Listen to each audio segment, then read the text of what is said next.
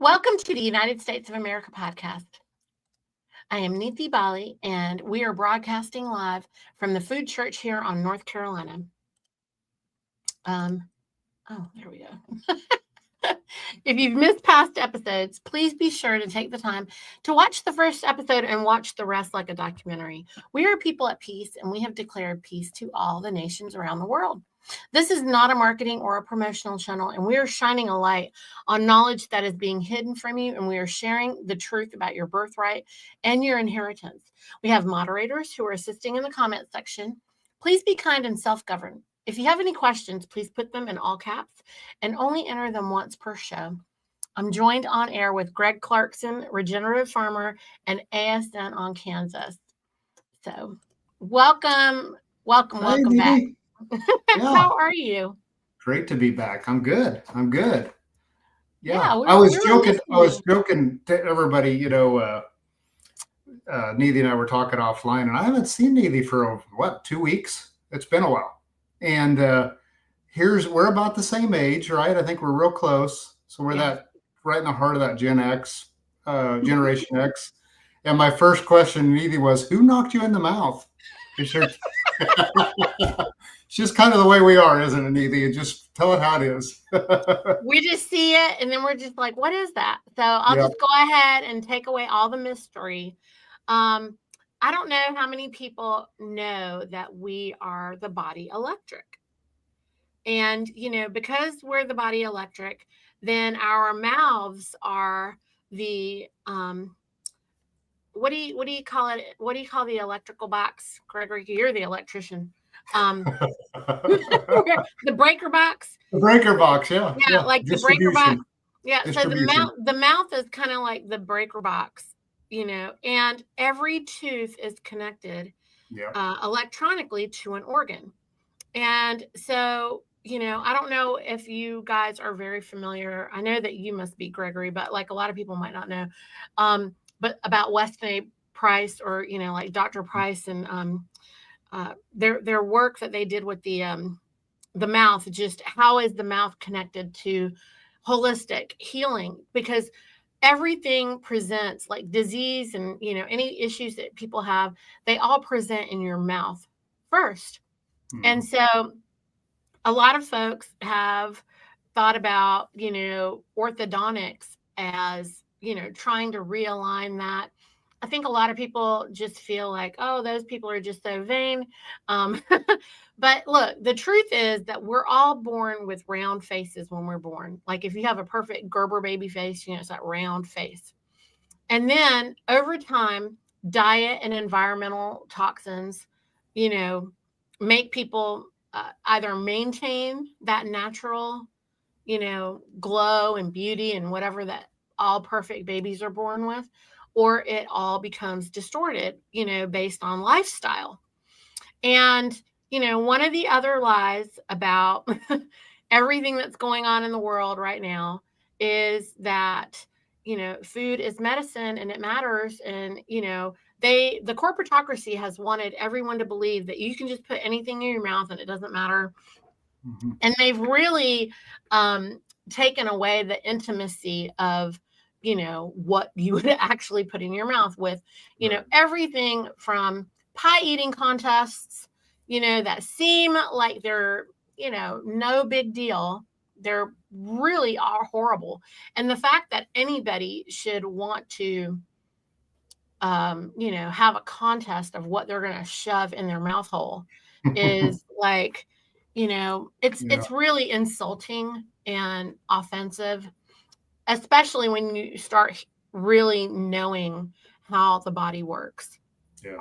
And so it's just another way I feel that I get offended by the corporatocracy, and not to mention, like, look, the only thing that's ever been able to really nourish everybody is meat. I know this is very controversial. It's the reason why meat has always been under attack. And the thing about meat that I know you can attest to, Greg, is that when you honor life-giving force and you raise a lot, livestock properly, then it is the most expensive thing to produce, and there's no room for any margin. Yep. And so the corporatocracy, like they always do, decided to bastardize it somehow in an effort to make profit, because that's all they care about is profit. They don't care about literally anything else. Right. Always not honoring nature, always interfering with nature. And so, traditionally, if you just look at like any Native American or any population, anytime that you are dropped in the middle of nowhere, like you can even watch those shows like, I don't know, Naked and Afraid, or I don't watch TV, so like whatever it is, these crazy shows like Survivor, where they just drop you somewhere. Right. And I think all our former military men can attest to the fact that if you have to live off of, the ground, the landscape, then you're not planting a garden, and you're, you are going to eat hunting. whatever. Yeah, you are hunting. And if you're not hunting and successful hunting or fishing, you're starving. You can't make it, you're not going to be able to make it off of some plants. And, you don't have grocery stores when you're being dropped in the middle of nowhere and you're in combat situations, which is what they've done to all of our sons and daughters in these mercenary, nonsensical, things. But anyway, I'm Indian, and India is where they have probably the greatest population of vegetarians. Right. So growing up, if you ate a traditional Indian food diet, it was probably not as bad as, the standard American diet where you're eating something out of a box, but also not great because we were eating so many plants, right? Right. And we weren't actually vegetarian. I mean, I've never been a vegetarian, but we really didn't eat that much meat in the grand scheme of things, like when I look back on it. Right. And I had 3 autoimmune conditions, not to mention my 2 vaccinations that I know brought on those autoimmune conditions. But the only thing that's been able to remediate my health, was meat. And so, as somebody who's very well aware about plants, I know that I am more nourished and more easily nourished and more sustainably nourished and always healing better with beef or salt and sun. Like, so when you take out animal fat and you take out meat and you take out, sunshine and you take out salt, then everybody goes crazy, right? You have mental illness. All of a sudden they're trying to normalize anxiety and depression and suicide. And that is all the side effects of malnourishment because they're not eating any meat. And then so it's interesting. Yeah, on those, what you said there, it's interesting. My wife's had some health challenges, and I will not go into the details, but I will say her diet has been very simple lately. Beef, butter, grass-fed dairy cows, but beef, butter, salt. Yeah. Period. Grounding, sunlight, water. Yeah. That's it. That's all she's done for probably 2 months now. And I want to tell you something. It's helping to resolve the issue, but it's actually doing other amazing things that, had nothing to do with her issue. So, right. I mean, it's just really, really, it's a challenge, but it's going to be such a positive that she's going to get out of it.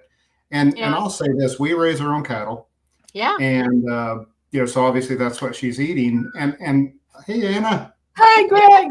Hi, Niti. Hello. So, we're finishing talking about what's going on because Greg started. Go ahead.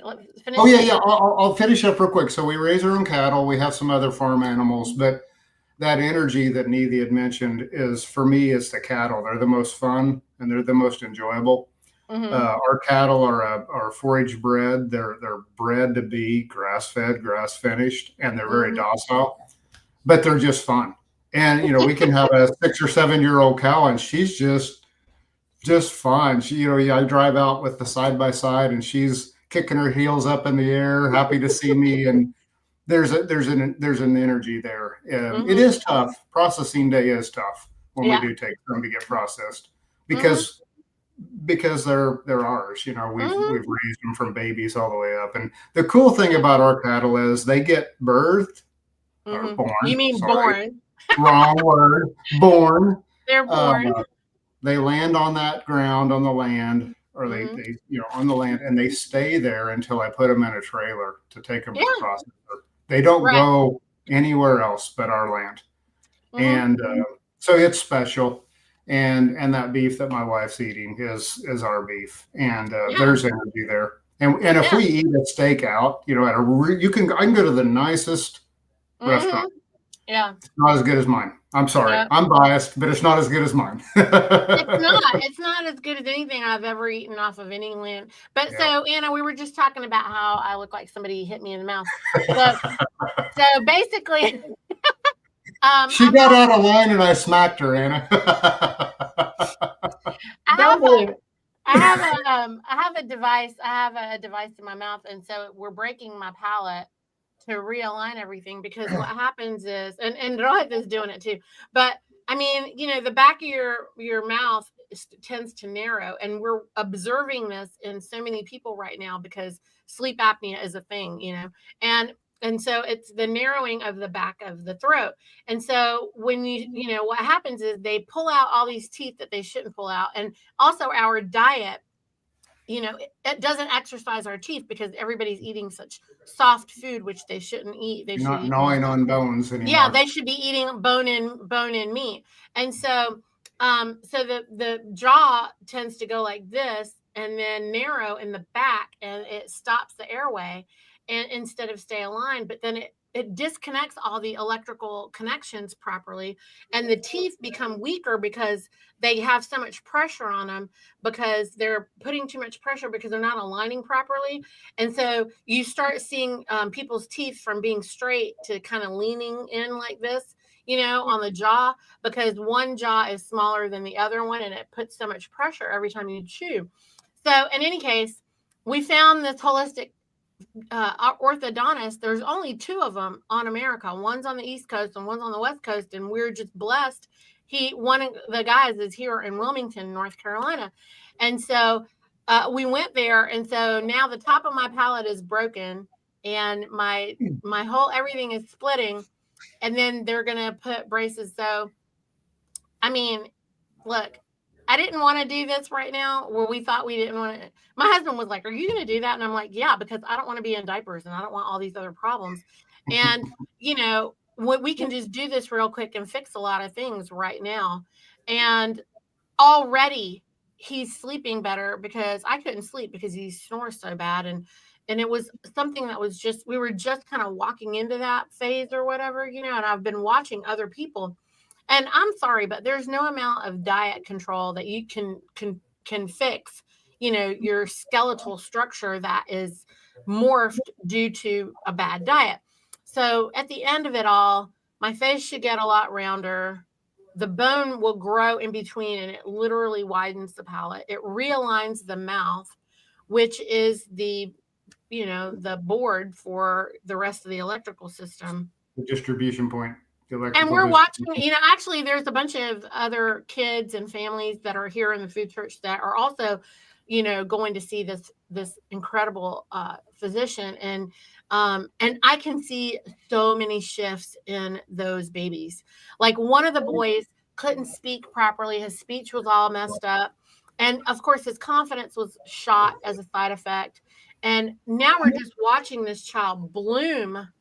And all of a sudden, he's a completely different kid, and he looks gorgeous. Not that he wasn't beautiful, but I'm just saying, like, they all have these rounded faces again, and it's amazing. And it's within, 6 months. So anyway. This sounds really painful, is it? That's what I thought. Yeah, it's about as painful as somebody going through braces, So it's more of an ache? Yeah, it's just, I did your podcast with you from the day after they installed it. They put it in on Monday, and I came in, and everybody couldn't believe I did the show. Like, the people who saw it, they were like, "Oh my God." Niti told me what she had done, and I was like, "Niti, I'm sorry, I can't make it." And she's like, "Oh no." I was like, I was going to lean on you, and he didn't make it that week. But I let her down. Now she's going to pop me in the mouth. No, I'm just kidding. No, we're super excited today because Anna, Greg brought some more land stuff. We got a whole bunch of stuff we want to ask you about. But how are you doing? Well, let's see. I'm surviving. The bank is thriving. We have all sorts of things going on that are great. I can't talk about all of them at this point, but we have a lot of initiatives that have worked out very well for us.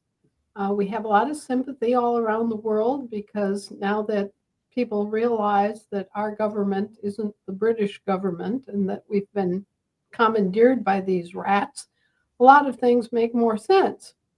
The rest of the world has been going, what happened to the Americans? They used to be nice, reliable, honest people. What happened? Well, it's because the Brits got in here and commandeered everything.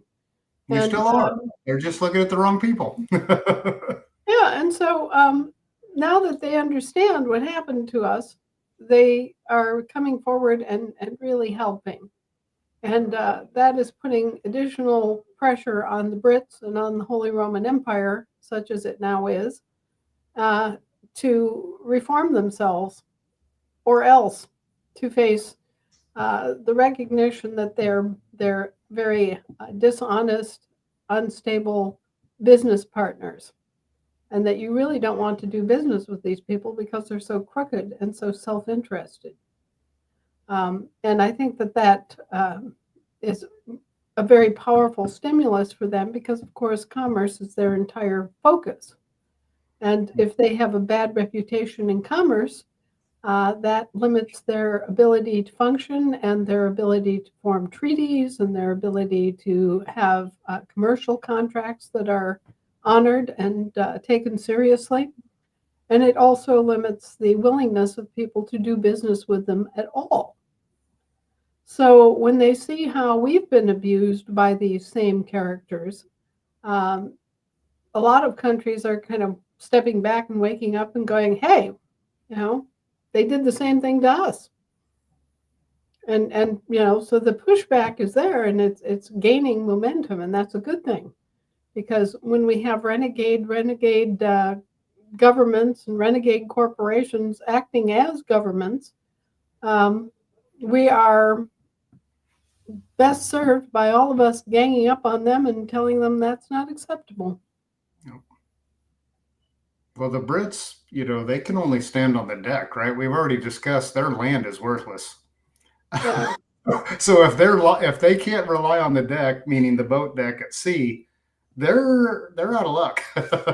Well, yeah, they don't really have land to say that they have land. People don't realize how small the British Isles really are. Yeah. And most of it is rocky and very thin soil, rocky soil, boggy soil, acidic soil. They really don't have the kind of resources that other countries have in terms of land and soil. And of course, they are famous for their gardens because they're making the most of what they've got, right? They're doing their best with what they have. And so that's admirable, and they deserve the worldwide recognition of their gardening because, they really have focused on that out of necessity, as well as aesthetics and just love of nature. But they really don't have much in terms of natural resources. They've got enough land to possibly have dairy herds and that sort of thing, but they don't really have the pasturage to run beef, Cow. And they do have arable land for sheep in terms of being able to have sheep and goats. They can run sheep and goats pretty well. Yeah. And, that's how Ireland, for example, became so famous for sweaters and knit goods. And Scotland has its woolen mills.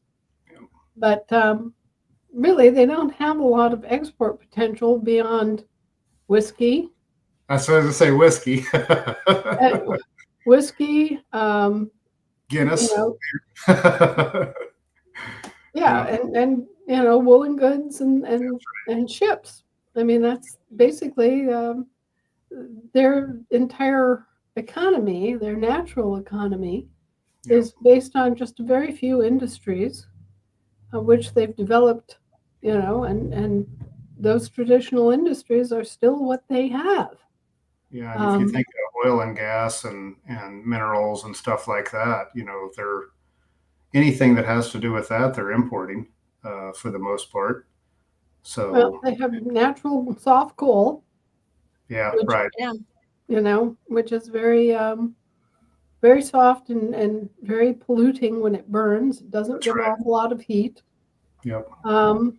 They have tin that amalgamates that they have extracted largely out of Cornwall, but most of those mines are petered out and would have to be completely renovated. And the amount of money that you'd have to spend in updating them and bringing them into the current century would be prohibitive.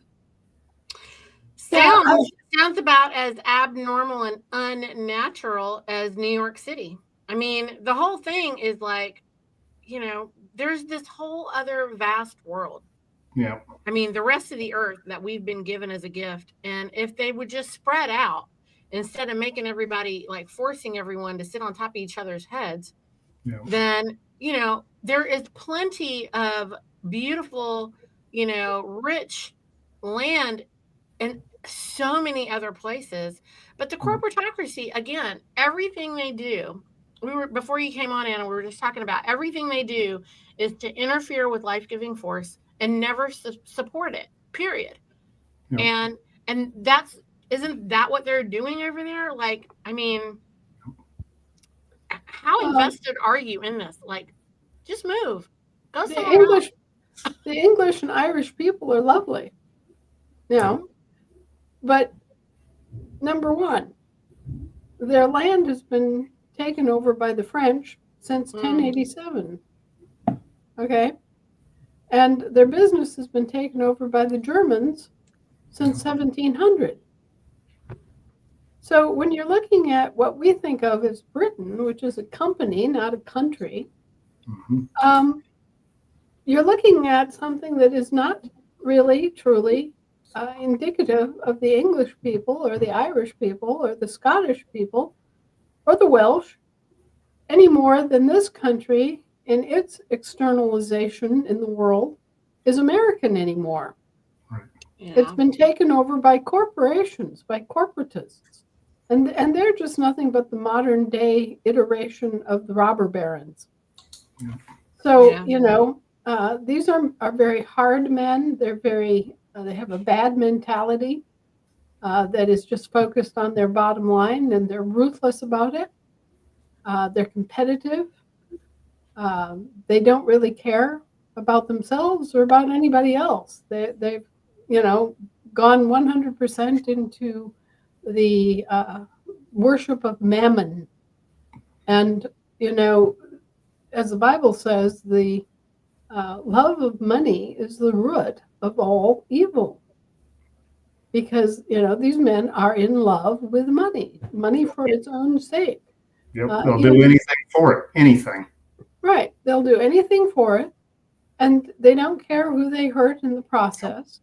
And increasingly, they've become transnationals in that they don't care about their home country. It does not matter to them that they were born and raised in New Jersey or California. They don't care.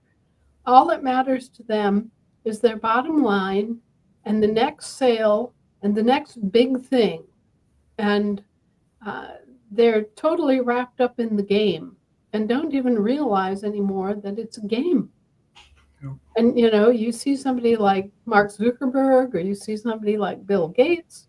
These are soulless individuals. Yep. They have no soul. They have no morality. They have no compass anymore. Whatever might have been there in their youth is gone. And when you're looking into their eyes, there's nothing there but kind of a ticker tape. just adding up the numbers, adding up the numbers, adding up the numbers. Yep. And so, since they have no soul, they are uh, completely lacking in conscience or connectedness. They are isolated and alienated from the rest of the human race. And they actually actively pursue that isolation, and they excuse this to themselves as that they're so much better, they're so much more elite, they're so much smarter than everybody else that they don't want to be with the herd, right? Yep. But what it actually is that they're disconnected, and it's causing mental and emotional instability and illness.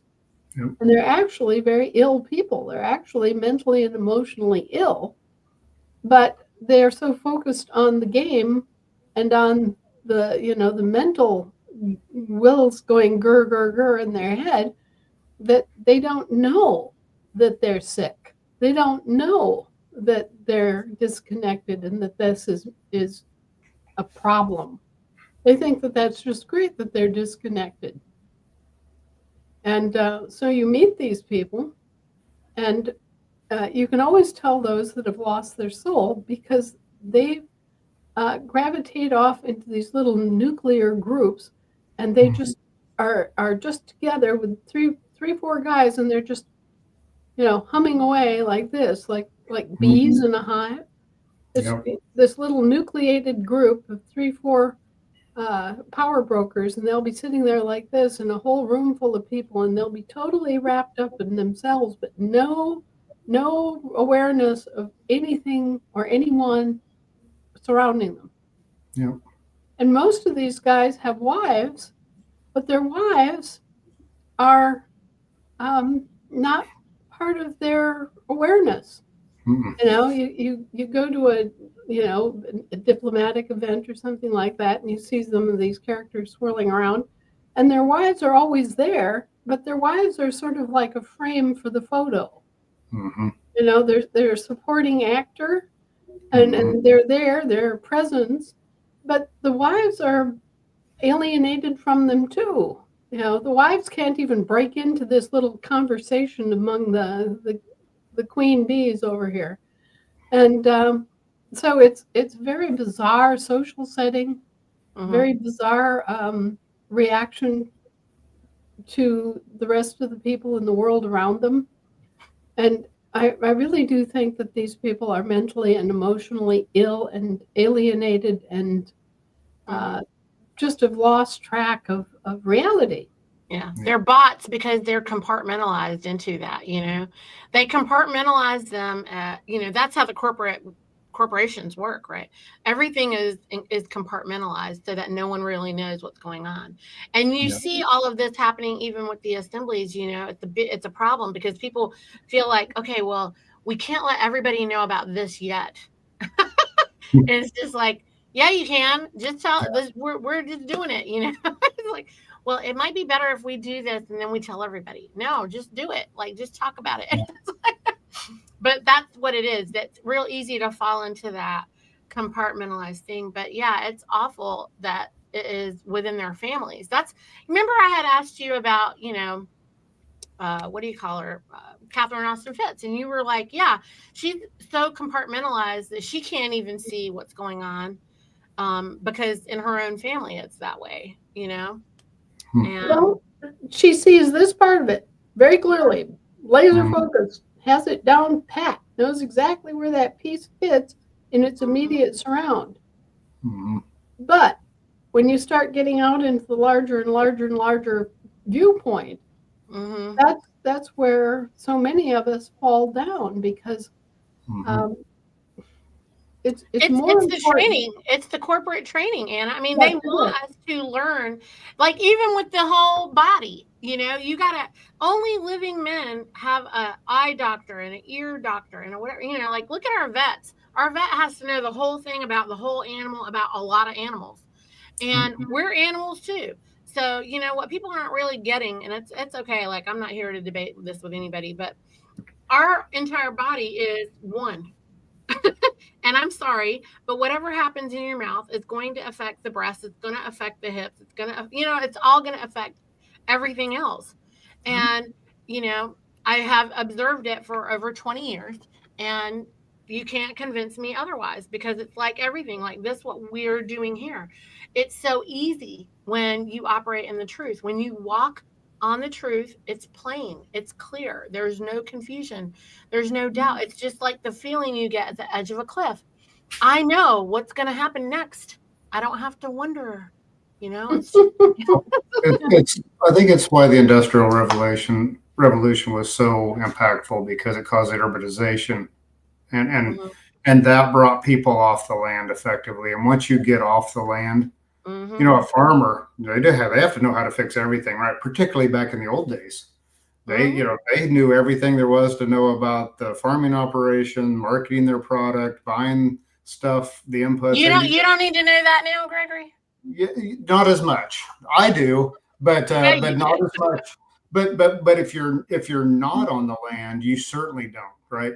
You certainly get very, very limited into what you need to know. You go to work, you show up for work, you get paid, you go to the grocery store, you go to the doctor, you sit down and watch TV at night.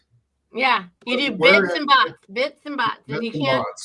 You don't have to ever know how to do anything actually. That's right. And that's where they're at. Everybody is just not doing anything actually. Just before China shut down, there were a lot of people talking about this very thing. A lot of people in China were talking about the fact that everything had become so specialized and so compartmentalized that they'd lost track of things like how to live. How to live outside this matrix. Yeah, they don't know how to run a household and cook. But it's by design, right? Right. It was by design to get, in my opinion, it is to get the people away from the holistic view of things and get them compartmentalized. Because guess what? Then you can control them. It's just easy. You can't control an old farmer. I'll guarantee you that. Not when you know how to do things, then you can't lie to them. That's the whole thing. Like, you can't trick somebody who actually knows how to do all the things. A country boy can survive, right? Yeah, I remember years ago that people who actually read the Bible were not susceptible to all sorts of weird cults. Yeah. Right. Because they read it themselves and they knew better. They were grounded. Yes. And it's the same thing with everything. I do want to announce something that has to do with some of the best farmers among us, the Amish. Yeah. Now, the Amish have had issues and problems and wondered about this because they would like to be recognized as being Americans, right? They're not interested in being U.S. citizens. Sure. Have no need to be U.S. citizens, in that sense, and to, give service to the government and all that. So they would like to join us, but they have a prohibition about taking photographs of themselves. It's part of the awareness of the image, right? Right. And so they don't want to have photographs taken of themselves, but they do need IDs. They do need the sort of proper international identification. Right. So that they can go places and do things. Well, really, the way that we get around that and make it possible for them to have that ability and credential is their thumbprint. Thumbprint, yeah. And nice. And that is more than sufficient positive identification of an individual on their ID. So they don't have to have their face plastered on their ID. They could just take a thumbprint, and that is positive identification of the individual. And it's more than sufficient for international needs, and it's what God gave them. Right. The thumbprint has been used as an identification. A natural, God-given identification is right here on your thumb. The thumbprint has been used for thousands of years as an identifier. And so we really don't need anything more than that. And they can just have that in place of their photograph. And that is a positive identification in law. So is your footprint, interestingly enough. Right. I got a funny story for you. This is wonderful. were having this argument about the dead baby scam, right? And one of the things that the Roman Catholic hospitals always used to do, I don't know if you remember this or not, but they always used to do the ink pad, and then they would take a footprint of the baby. Mm-hmm. And this proves that the baby actually touched down on terra firma, right? Mm-hmm. Well, we were having this whole big argument, and someone was trying to say that Jim didn't exist, that they didn't have sufficient records about Jim, right? So I just got out an ink pad and I smeared ink all over the bottom of his great big size 10-foot. We had a footprint, and we had the baby footprint. And I said, now, are we going to talk? Do you want to stop this ridiculousness? Wow. Oh, well, Wow. so just in case you happen to have your baby footprint and can match it up with your adult footprint, it is just as much of a positive identifier as a thumbprint. Yeah. That's great. That's interesting. Well, I feel like that put a stick in their little red wagon wheel. I love it. It's good. Yeah. I mean, look, well, hey, if you're able to get the Amish to think about this, I've been speaking with several of them because, I'm working with a lot of Mennonites and Amish folks. And they have, a lot of them have been forced into schools and stuff. And they're just like, you won't believe what they've done. I was having a really nice conversation with a group of men that were like, it's unfortunate because our fathers have given in and, like there's just so much that's gone on and they're having a lot of turbulence amongst themselves. But I did try to talk to them about your work. And right now, I think they're terrified because they were threatened so bad, at least the guys that I was speaking with. So we're working. Well, they're being targeted by the evil ones because they're not evil. Right. And right. And they remember how to do things. They remember how to do things, and they're not part of the matrix. Right. Yeah, they're a case in point, and they're showing that a lot of the things they're doing to people in the matrix isn't occurring in their community, and that they don't want that out, right? So the Amish have wonderful health statistics, and that's what the real threat is. The autism rate is non-existent in the Amish. Right. I mean, the whole everything, like all of that is because they're, again, no interference with nature. Right. Right. What's really neat, what's really neat, and I'm sure you guys know this, but there's quite a few around where we live here, and the network that they have, as soon as you start talking to one group of them, I will bet within 2 weeks the whole nation of them know about it. They are more interconnected than most people would imagine. Yeah. But it's because they're not, to me, it's because they're not distracted with all the other stuff that we are. So they talk, and this one talks to this one, and then they have their nationwide call, and they can all jump into this big call. And the next thing you know, they know more than you know, faster than you would know it. And they don't have our technology. It just amazes me. Well, and the thing is that the Amish and the Mennonites and other communities have simplified, kept their lives simple. Yeah. And, so that it's like I was saying, once you make the real commitment to not lie, you become aware of the truth. And in the same way, when you make a commitment to reduce your dependency on all this modern stuff, and you get back to the basics of living, then you become more aware of life. Yep. And it's more obvious to you what matters and what doesn't. That demarcation is more obvious because of the way you're living every day. And so, you get up in the morning in an Amish household and, everything is quiet. Maybe you hear a rattling of this, wood stove with wood being put in or but everything is different. It's quiet. you don't hear the hum of fans. You don't hear the grinding of electrical parts, here and there. You're not aware of how noisy your environment is until you go out to the main electrical service and pull the plug. Yeah. And then all of a sudden the silence comes back. And your soul can just kind of relax into that natural silence. And so I think that the environment that the Amish live in is so significantly different. And because it's silence there, you have a tendency to turn inward instead of being distracted by all these external stimuli. You don't have the radio blaring.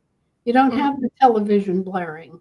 You're back in a situation that's natural, where it's you, it's the silence around you, it's the natural sounds of the birds. It just puts you back into a awareness of yourself. Yeah. That it's very easy for modern man to be distracted and to have all these other inputs from all sides and to forget themselves, to not be self-aware. And I find that most people are affected to one extent or another by this lack of self-awareness. Mm-hmm. Most people in the modern world can't even step back and observe themselves as if they were in another corner of the room looking at their behavior and their body and everything. They can't do that. Right. And that is a very basic, very useful skill in order to, not so much to judge yourself in the sense of condemning or whatever, but to observe your own behavior and be able to react to it. I mean, is this the person I want to be? Mm-hmm. And most kids, they see everything externally, but they don't see it internally, and they can't step outside themselves enough to observe and examine their own behavior and how they're oriented toward the rest of the world.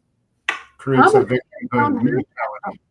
Yeah. I mean, this is also by design, and that, what you're talking about is that vibration. There's a constant frequency going on that's disrupting us, and it's important. I mean, look, that's why we talk about, sleep systems, like sleeping in magnet sleep systems and managing all of that, or, especially if you're in town and, if you can get out, get out of her. That is what, we should be working on, and, spread out.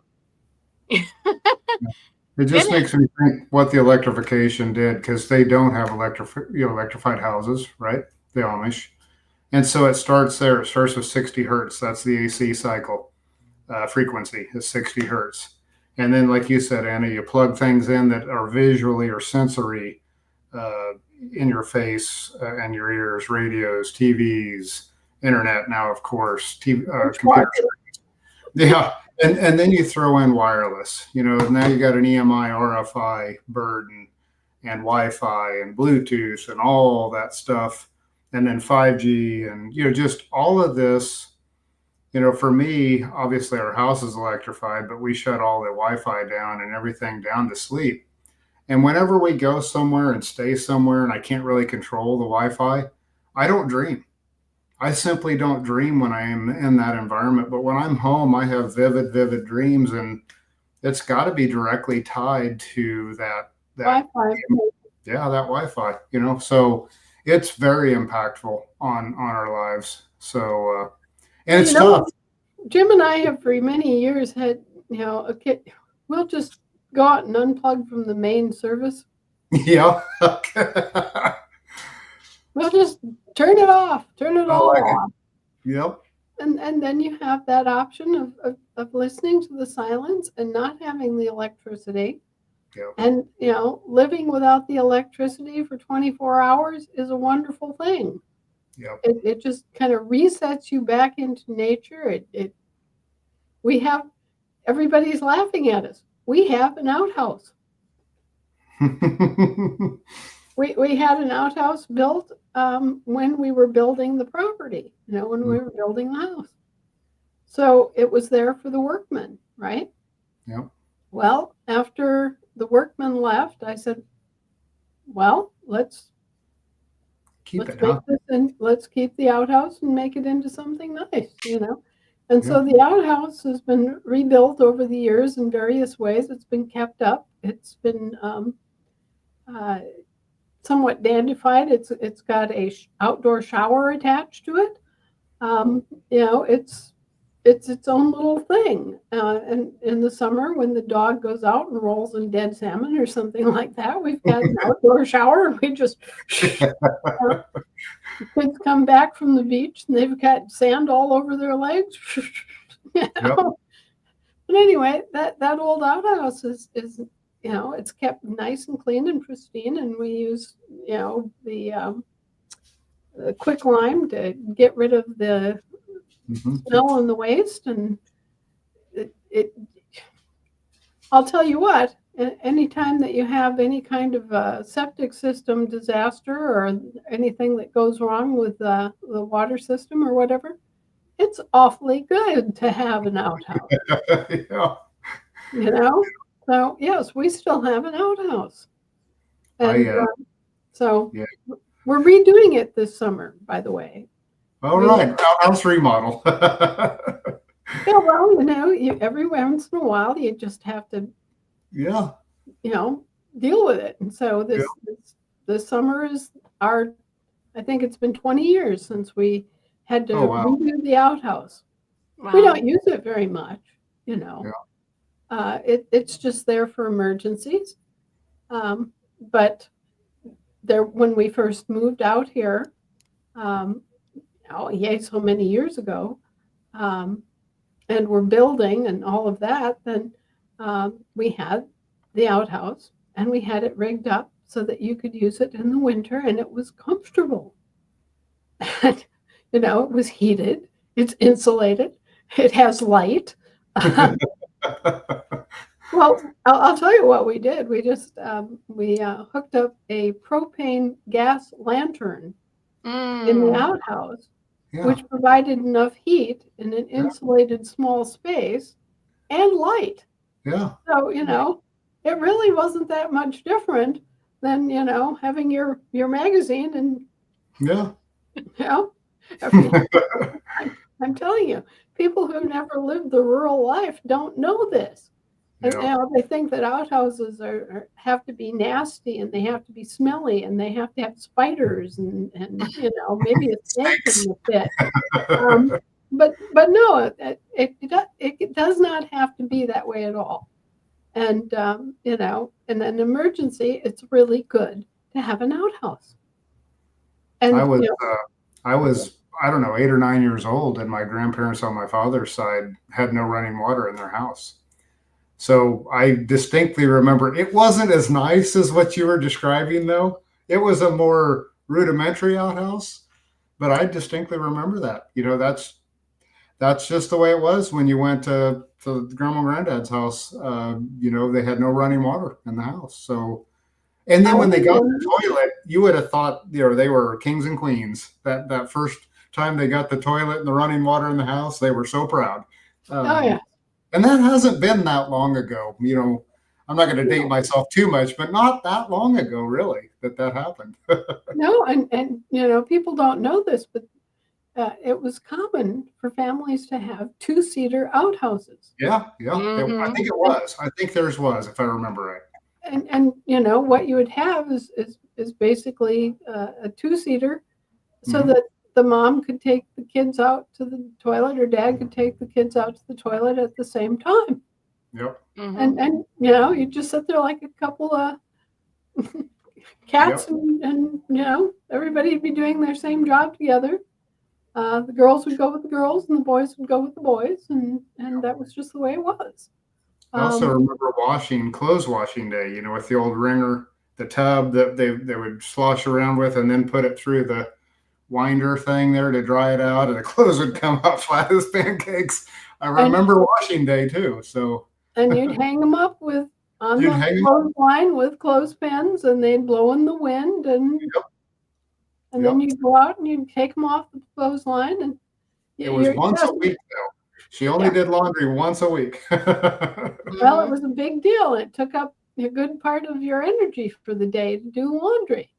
It really did. And if you had more than one kid, or you're starting to multiply out the laundry exponentially, right? Yep. So laundry was a big deal back in the day. And Harold still jokes about having a single phase solar dryer at his house in Texas. He still has his clothesline. And he goes out there and he throws his undies on the clothesline and is happy as a clam.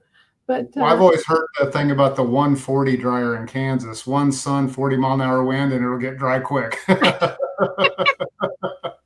That's funny. Yeah, but we used to do that, and everybody had their clothesline, everybody had their outhouse, everybody had their wood rack, everybody had their coal bin, everybody had these things that were just appurtenances to life that you took for granted. Everybody knew how to wash clothes by hand and hang them on the clothesline. You had clothespins. People actually had clothespins. Yep. You know how many people don't have clothespins anymore? If they had to hang something on a clothesline, no idea. We have clothespins. The other thing, in India they do that too. They do it on the roof. So everything, because it's so hot, and so the roofs are all flat, and everybody puts all their laundry up there, and they're still we're hand doing laundry even now. The other thing we had too, is self-sufficiency basically, but I think at least in the homestead environment, you processed your own animals. You didn't take them to a butcher. You hung them up out of the barn, and I don't know how many animals I've seen, hogs and cat and the cattle, and that's just what, and the chickens. I always loved chicken processing day because Grandma had a particular stump that the poor chicken would get placed across, and the axe would fall, and the old saying, chicken running around like with its head cut off. Yeah, if you've ever seen it, you know what people are talking about. Yeah. But they were self-sufficient. They didn't need to go to the market to get their meat. It was all there. We still have homesteads that are doing that, and instead of having that log or the stump, now they have cones. They put the birds upside down, and then I see. Okay. and do them in the cones, and and we're actually have been promoting doing the butchering so that you don't carry. You don't want to leave, like Mark Baker's doing that. You don't want the animals to leave the farm. Exactly. And so he's got his thing set up, Greg, now, so he can do beef on the land. That's you should good. check it. Mark, you can go check his thing out yourself. Yeah. Well, we were dairy farmers, so we didn't do that. Right. We had our cows for a different purpose, and the cows became part of the family. And they didn't leave the farm until they died natural death and got hauled off in a wagon, Yep. Oh, yeah. But we had horses and cows, and I never had goats or sheep growing up, but we had every kind of poultry you could imagine. Yeah. My uncle has sheep, still to this day, and I'll always say they're one of the animals that they wake up every day and try to think about how they can die. They don't have a very good will to live, it seems like. Turkeys. Turkeys are the same way. You gotta have for the lamb, you gotta have one goat. Is that what it is? Yeah, and then if there's a storm coming, then you tie one goat to a lamb, and then the goat will save the whole herd. That's how it goes. It's absolutely true. We had a neighbor who had sheep, and there was a huge flood that came, and they had a goat with their sheep. Yeah, and the goat led the sheep to safety. Whereas all the farmers around them, the sheep were carried away in the flood. Wow. Yeah. Oh, the goat will get them safe. Now, if you have two goats, it won't work because Because they'll just go off on their own. They'll just be like, bye, lambs. Oh, okay. But you have to have just one. And the same thing for the chickens, you need one goose. Yeah, my wife's always wanted a goose, and she's never done it. One goose. But if you put 2 geese, they are a pain in the butt, and they will not care about the chickens. My grandparents had a goose, and it was mean. That's all I remember. Yeah. My first act of murder was a goose. I don't blame you. My grandmother had a huge gray gander that was just monstrous. The darn thing must have weighed 60 pounds. It was huge. Wow. And it was one of those big Dutch ganders that has the pearl gray plumage. And one of my jobs was to feed the poultry. Oh. And so I had to feed the geese along with the chickens and the ducks and all the rest. And that gander hated me. It absolutely hated me. It was constantly always on me. It was always making this loud, horrible honking, and it would chase me. It would chase me. Even when I was like 6, 7 years old, when I was, as big as the bird finally, it would still chase me. Yeah. And I'd have to dart in and out of its yard to get its water and its food to it, right? So here it is, first day of school, and I'm all duded up in my fancy first day of school dress, and that bird got me.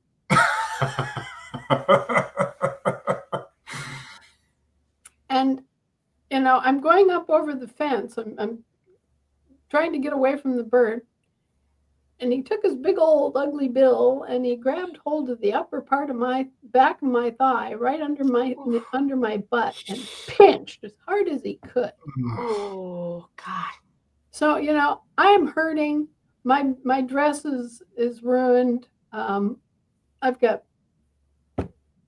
I'm just fed up, right? So I turn around and I grab hold of that goose. I had his neck right there, and I wasn't going to let go for nothing.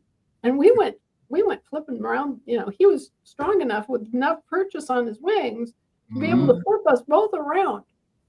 But we were going plump, plump, plump, plump, plump all over the goose yard.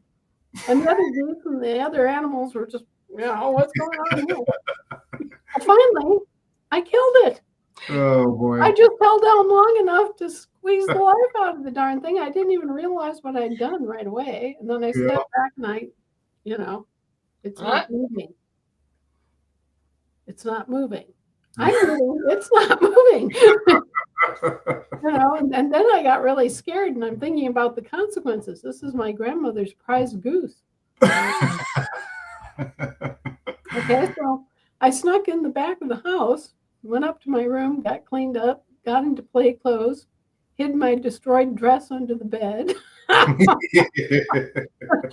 Wondered what I was going to do about that. Yep. Didn't have any real good ideas. Came down to dinner very quiet. And here's the parents and the grandmother sitting there at the dinner table. And they're all kind of looking at me. Funny. I'm just, keeping my... I'm keeping myself to myself, and I'm just, I'm paying attention to the food on the plate because I'm afraid I'm going to get sent to bed without supper. So I'm just, right? And finally, my father pushes back from the table. And he said, strange thing. As I was walking up the driveway this afternoon, I looked over in the poultry yard, and I saw the big old gray goose was flat on its back. It wasn't moving, so I checked it out, and it's dead. And my grandmother's looking at my father. My mother's kind of looking at both of them, and then they're all kind of looking at me, and I'm just grabbing that last piece of pie.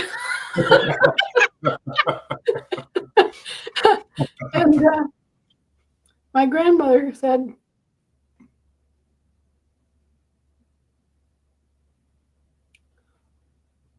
well, I wondered how long you were going to put up with that goose. Wow. That's funny. That's funny. That sounds about right. That sounds about. I was wondering how long you were going to stand up before you stood up. Yep. Yep. I was wondering how long you're going to put up with that goose. Because, Yep. he was a pain in the butt always. That last day he really was. So, it No. was a traumatic experience. Of course, I did get punished for it. Yeah. Both in terms of conscience, because I had conscience that I'd killed an innocent animal, and he didn't know, he didn't have any concept. He was just a goose. Yeah. And then I had pangs of, having to deal with losing my school dress. I shouldn't have been in the poultry yard with my fancy school dress. I should have gone in and changed Right. it. So I got a kind of a wrapping all the way around on that one. Everybody was on my case for probably a week afterward, but it's a traumatic thing for a child to take life and death in the hand, Mm-hmm. and so that was pretty traumatic. I didn't really want to kill the goose. I didn't realize I was killing the goose. I was just fixated on Surviving again, right? Mm-hmm. Yep. Yep. So, That's the interesting thing on the farms. That's just part of it. There's life, but there's death, and it's unavoidable, and it's not good. I never like it. That's for sure. But it's part of it. And if you're never on the land, you don't really get that until a family member, maybe older than you, passes on or whatever. But when you're around those animals, it just happens. It's part of it. Either purposely, like butchering a cow, the steer, or non-purposely, like finding an animal out there that the coyotes have gotten to or whatever. So, but it is part of it. And all sorts of other things happen on farms that you don't get if you're in the city. That's like right. bee swarms, Right. Yep. Or creeks that are just too big for some of the piglets, because Yeah. we've had piglets that fall into the creek and the mamas can't get them out fast enough, and they just freeze in the winter or something. And or snakes. Yeah, that's right. Snakes. Dealing with snakes. We had a big old-fashioned traditional manure pile that was layered compost, right? So the guys would come out there, all the cow manure would go out, and then their straw would go on top of the manure, and then the scraps and whatnot from yard waste and whatnot all got thrown onto the manure pile, and it all got layered up into this big old compost heap, right? Well, compost, of course, produces heat. The decay produces heat and gases and whatnot, and all the snakes would come from miles around, and they would bury into that compost, and they would lay their eggs. Okay, they lay their eggs in the compost, and then in the spring, at a certain point, it was like magic. It was Snake Day, and all these snakes would start hatching. And at a certain point, you could almost set your watch that at a certain time in that part of Wisconsin, when the lily of the valley was blooming, you were going to have a parade of snakes. The water snakes were all going to go wiggling their way down to the river. And you would have this, you'd have the snakes moving down to the river to get to the water. Yep. I remember I've dug into those piles like that before, like with a tractor and a loader, and you dig in and it's like, wait a minute, the bucket's partially moving. Stuff, and I don't like snakes. I don't mind spiders. I can't. I'm getting better with age, but as a kid, I did not like snakes at all. So no, I never liked them either. And dealing with the poultry, if you collected eggs, you probably ran into a few, I'm sure. Well, the snakes like eggs and they like heat. That's right. It's perfect. So, that nesting box is a perfect spot for them. Oh, they love it. They love it. It's warm, and they have the eggs, and they're just right there. If they get chicks in the spring, they go after the young chicks, and we used to have all sorts of different kinds of snakes. Most of them weren't poisonous. We had rattlesnakes, we had copperheads, we had water moccasins. Those were all very poisonous snakes. They're all dangerous as hell. Yep. But mostly we had what we called pine snakes and bull snakes and garter snakes. Anyway, we had all sorts of snakes in Wisconsin.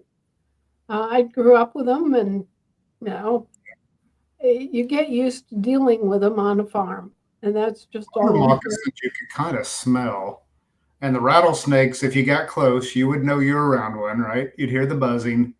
The copperheads, because we've got all those too. The copperheads aren't quite so easy. But the nice thing is, as far as eating eggs, it was typically the bull snakes. Yeah. So because they can unlatch their jaw to get around the egg, and it's amazing to see a big old bull snake out there, slinking across it. It's got like 6 or 7. It's these big bulges, and it's like, how could they do that? They need half a dozen eggs, damn it. Yeah, they will. One snake. Yes, they are. They can really decimate your egg population there. Yeah.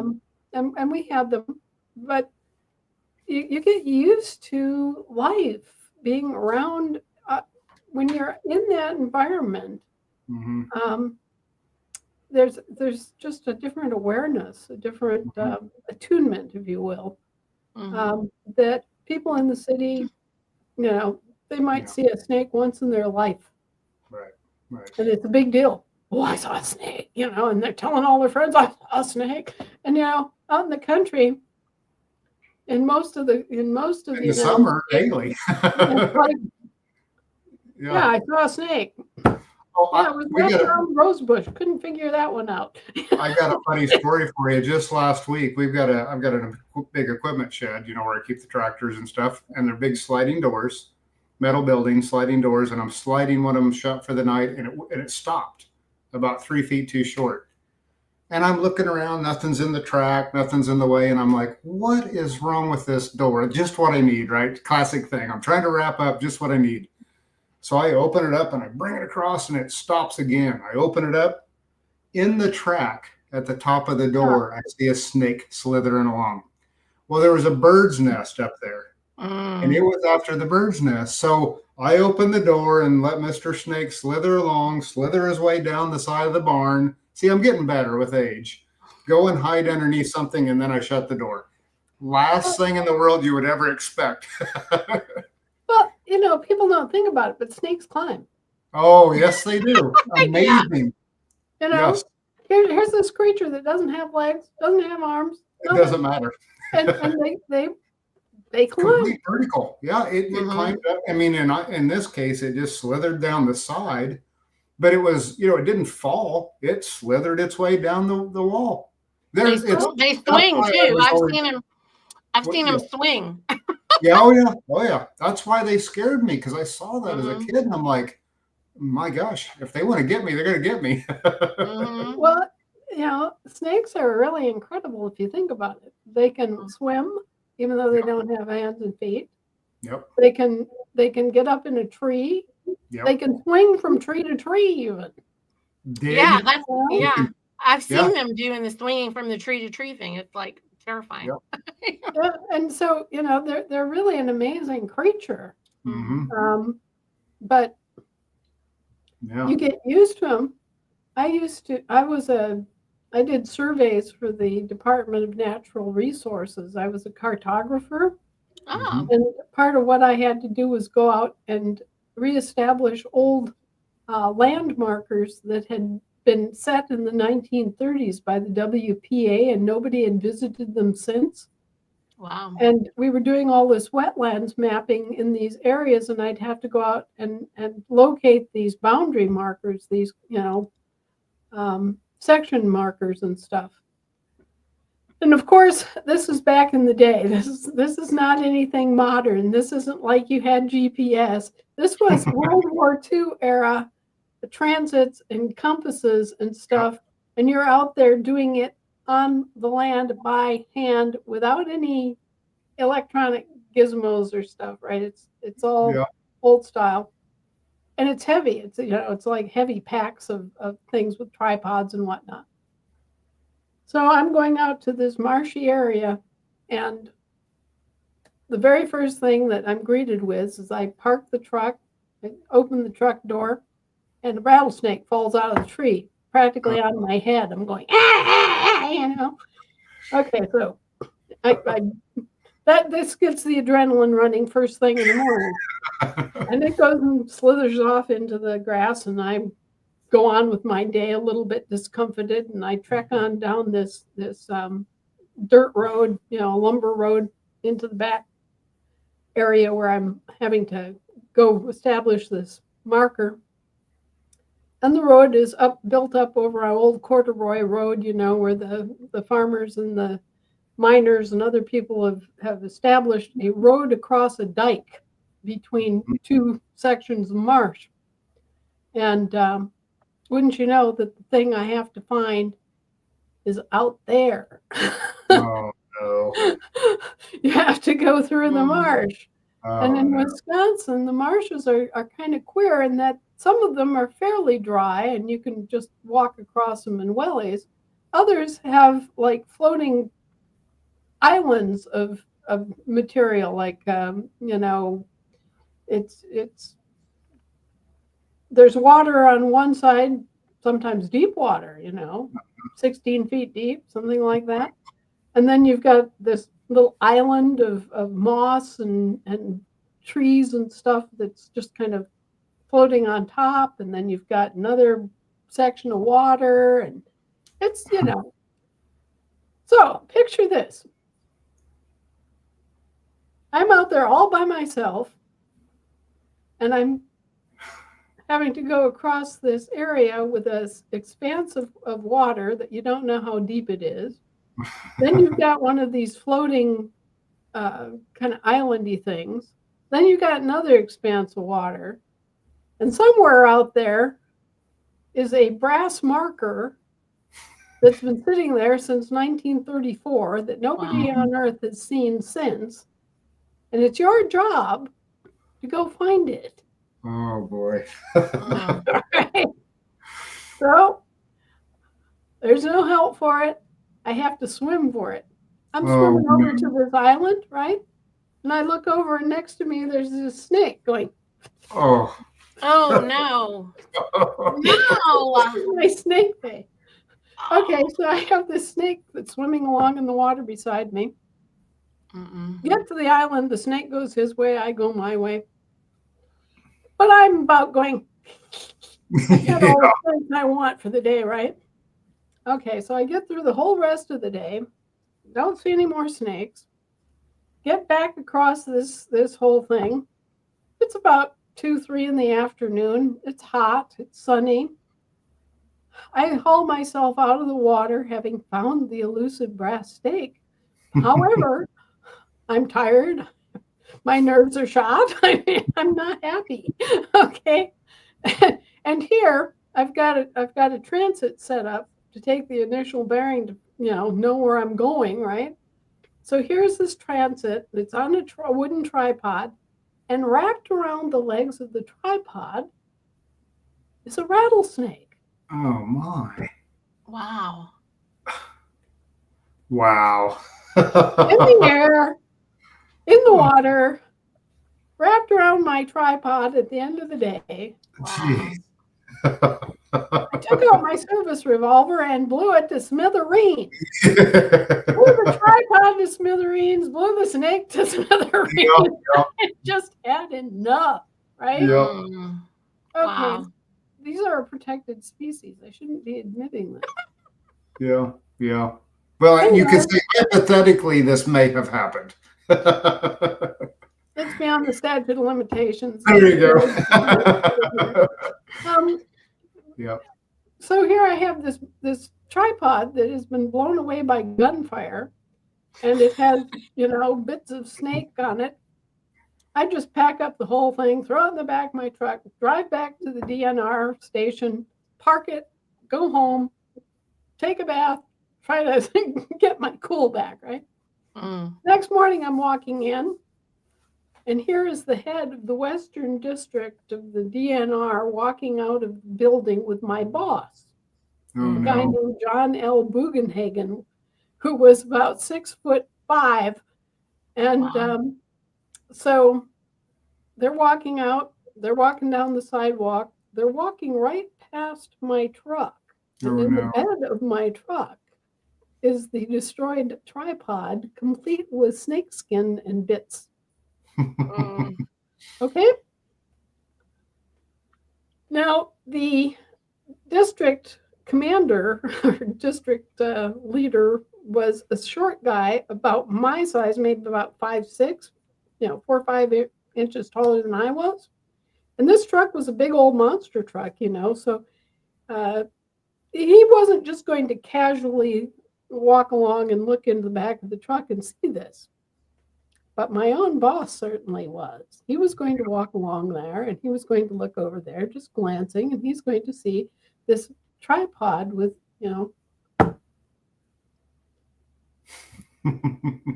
So there was no help for it, and I had to just kind of put on the smile and say, "Oh, good morning."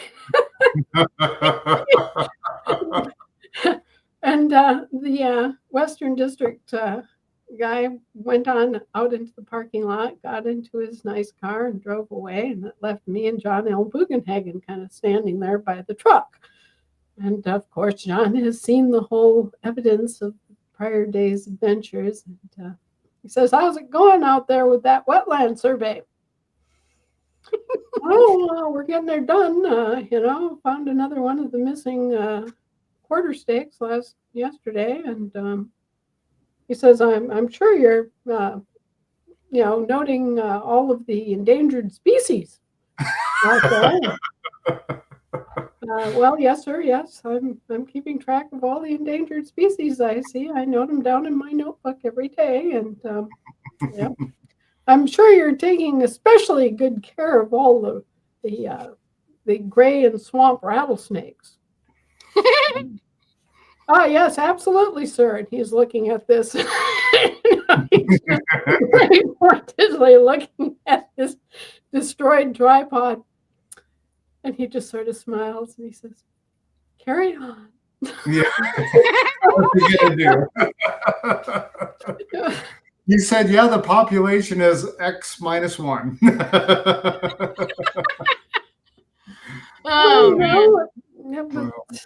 Crime of passion, Like the goose. Yes. So anyway, that was one of my snake stories. But yeah, when you're living out in those places, you do have a different view of the world. Speaking of brass pins or whatever you want to call them, I did want to ask you something. I'm in the process of gathering all my stuff for my parcel land that's been in the family. And I kind of got a list here. So here's what I've done. I've got the land patent from the BLM. I've got a chain of title, which was pretty darn easy because I have almost a full abstract anyway. So the chain of title was easy to go down to the register of deeds and put that all together. I've renamed it. And what I have left is effectively to do the meets and bounds survey and then monument, with the pins to basically mark the boundaries. Right. So I haven't done the meets and bounds, and I don't have the monuments yet. But do I need to get those done before I publish, or is having the paperwork, if you will, all in order what you need to publish? Well, I publish the monuments. Okay.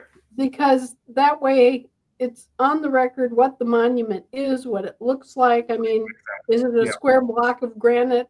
Is it a wooden stake with blue and orange paint on it? I mean, what are you using as your marker for the corners of your meets and bounds survey? If somebody had to go out and locate the parcel, how would they locate it? Yep. Okay. So I think it's important that you know what your monuments are going to be. Yeah. And if it's a natural formation, like if you are using the southwest corner of a rock escarpment or something, take a photograph of it and have that as part of your documentation. Okay. Just make that part of take a picture, take a photo, then put it on a piece of paper and make a copy so that it's all standardized for the recorder. Okay. But so it's in the in the document. That just makes meets and bounds survey. It gives it teeth and it gives it reality. Yeah, you can go out there and see it. Yeah, and that's something else that you guys could have as a product on your website is monuments.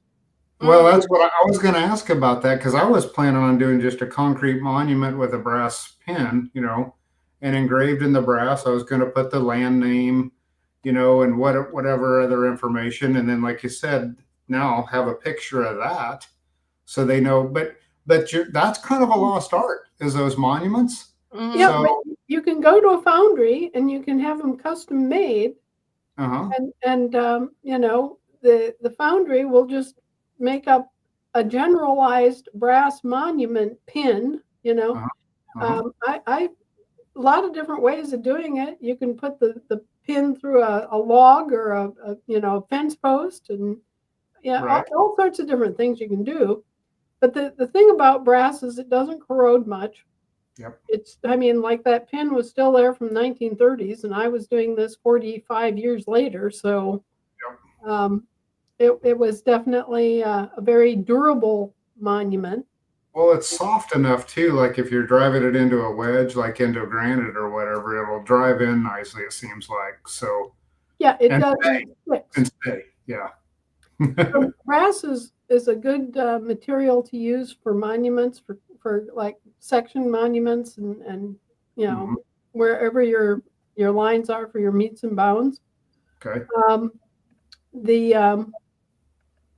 The market for those, I imagine, has become rather slim. But if you were to get together with a foundry and say a producer of grave markers, guys that are cutting granite for grave markers.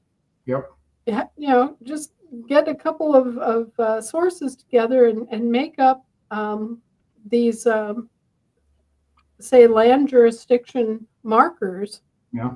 That would then stand for, okay, here's where the pretend land ends, and here's where the real stuff begins.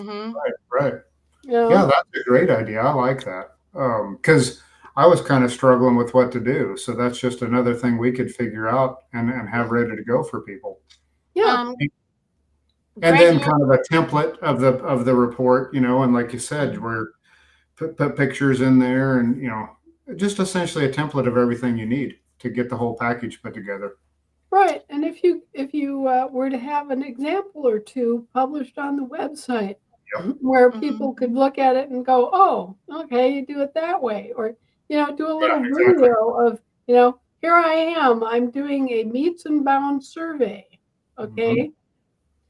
Nowadays, you can use GPS to get within 18 inches of where your spot is. Right. And if you have RPK, you can get within a half inch, I think it is. So. Yeah. Right. And so you start out, locate one corner, and then use the GPS to locate the next corner, but be measuring it with a tape measure. One of those big old industrial tape measures. Yeah. That are 100 footers or 300 footers, whatever you need, surveyor's tapes, and just show how you're doing it. Yeah. So that people aren't constantly calling you up and saying, how do you do a meets and bounds survey? How do you do a meets and bounds survey? How do you Is there that made me think of that.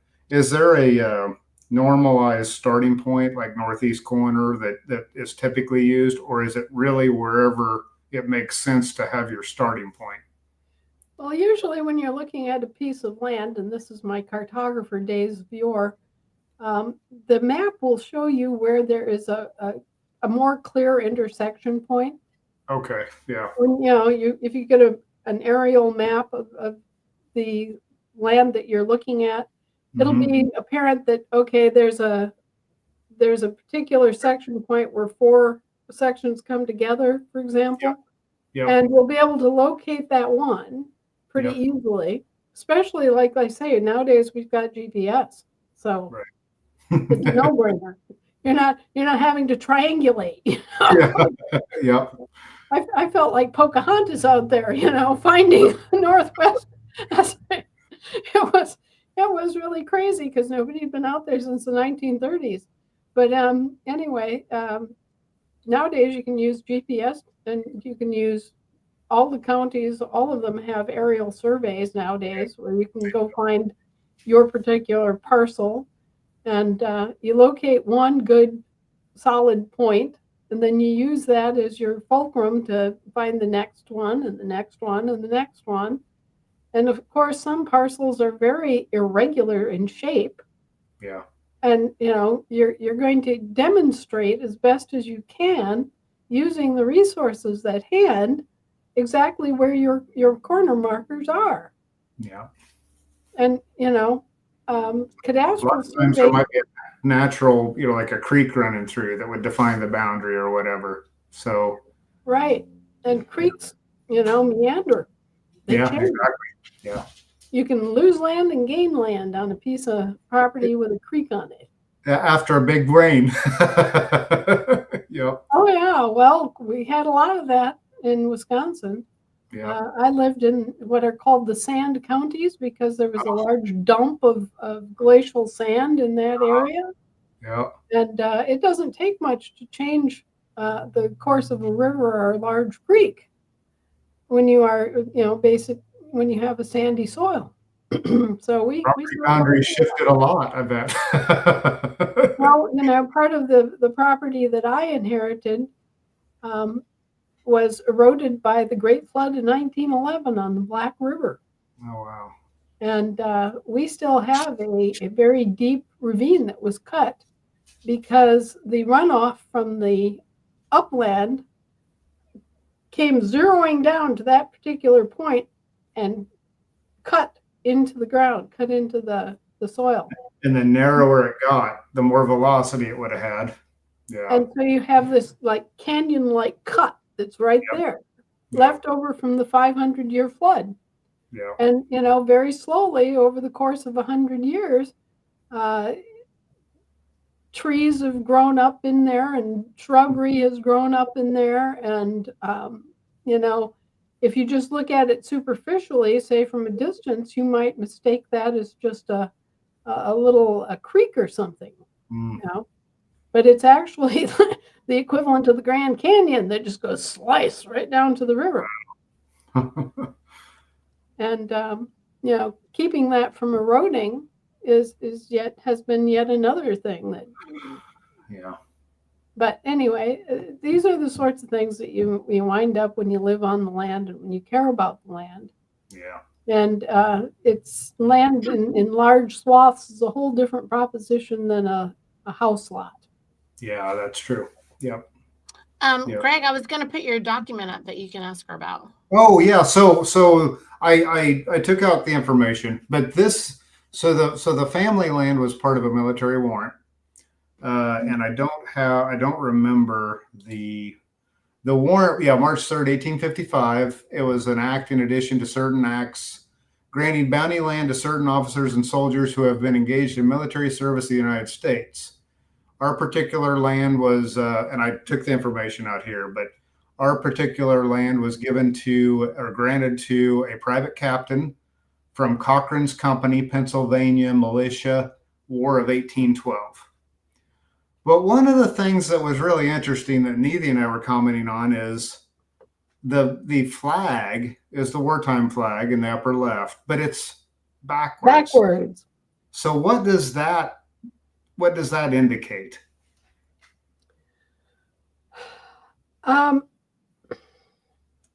There are numerous examples of this where the direction of the flag or the symbol indicates the capacity in which the act is undertaken.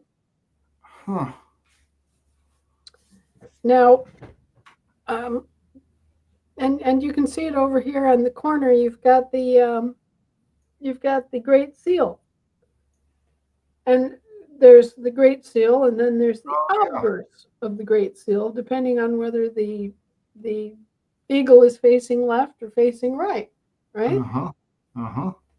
And you see the same thing with the flag? Is the flag facing left or facing right?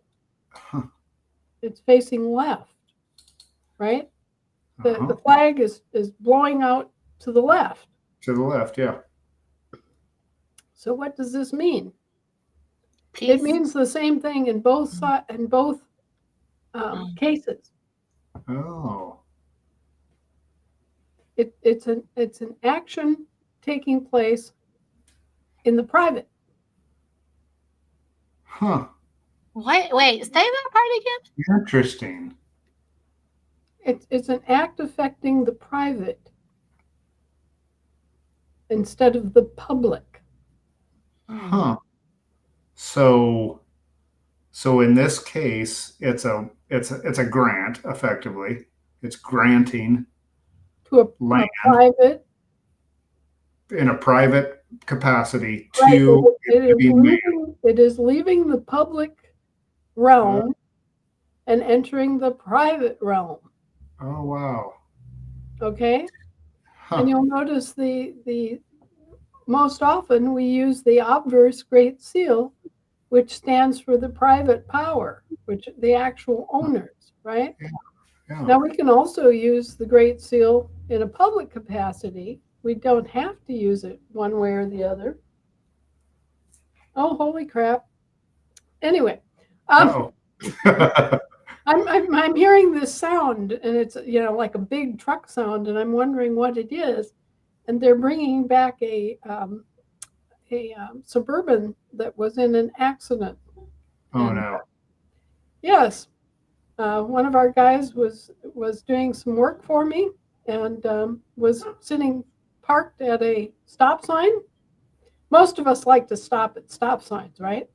Yeah. Now he was stopped at a stop sign, and this guy was making a turn into the same road, was going up, Yeah. overshot the turn, was on his cell phone, right? Yeah. Overshot the turn and ran, bam, right into the driver's corner. Yeah. Yeah. And our guy hadn't done anything wrong. He was even stopped. He wasn't even moving. There's no moving target here. Oh boy. The same thing would have happened to a fence post. I mean, I don't know what people think of when they're driving anymore, but it certainly isn't driving. Anyway, so the wreck is being hauled home to be dealt with. We don't know yet if we can fix it or not. We don't know whether it's had, damage to the frame or not. Anyway. But anyway, getting back to this, the United States of America with the flag to the left means it's going to the private. It's going into the private realm. Wow. It's passing beyond the public ownership of the United States of America, and it is now entering into the private, and in this case, territorial realm of the individual man who is, receiving this grant. Grant, yep. And this is a grant. Yep. This here is a grant, and this goes to him and his heirs forever. They can't take it and put it back into the public. This is a land grants are permanent. This is something people need to grasp too. We've taken it for granted in our world, and there's that word again, that the public can buy land, right? We're familiar with, say the county buys some land for a park, or the state buys some land back from a farmer for an industrial development or something, right? Right. We take this for granted, but it's really hokey. It doesn't actually happen. It's another one of those bizarro things, because they can purchase, they can lease, they can put something in a trust. Right. But once it's granted, as this land was granted, this land actually belongs to this man and his heirs and assigns forever and ever. Right. Okay, so land grants are permanent, and that's something that we don't deal with well in the modern world.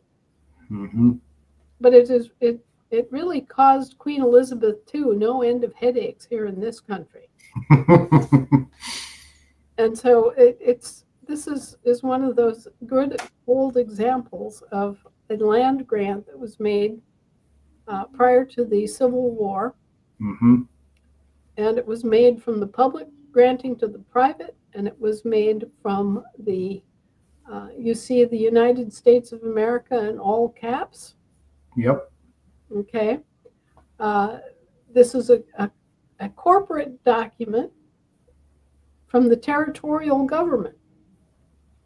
Yep. Now, there's a thought, right? Now, why is this a territorial grant?